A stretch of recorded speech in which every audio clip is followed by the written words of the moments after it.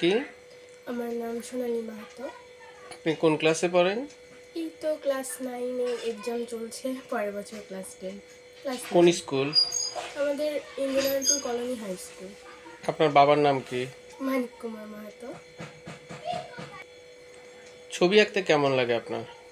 ছবি আঁকতে বেশ ভালো লাগে। যখন ফাঁকা সময় বসে থাকি তখন ছবি এঁকে সময় কাটানোটাই আমার কাছে অনেক ভালো লাগে। কচিকাঁচার আসরের বার্ষিক পরীক্ষা হলো, সেটা তো আপনি অ্যাটেন্ড করেছিলেন না? অবশ্যই পরীক্ষার রেজাল্ট কেমন হয়েছে? বেশ ভালো, অনেকটা ভালো এসেছে।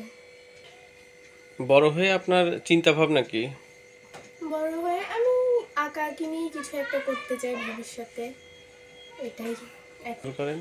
তো যেহেতু আমার বাবা একজন আর্টের শিক্ষক, তো আমারও ইচ্ছে তার মতোই এরকম আর্ট নিয়ে আঁকাআঁকি নিয়ে কিছু একটা করার, তো চেষ্টা করব যতটুকু হয়।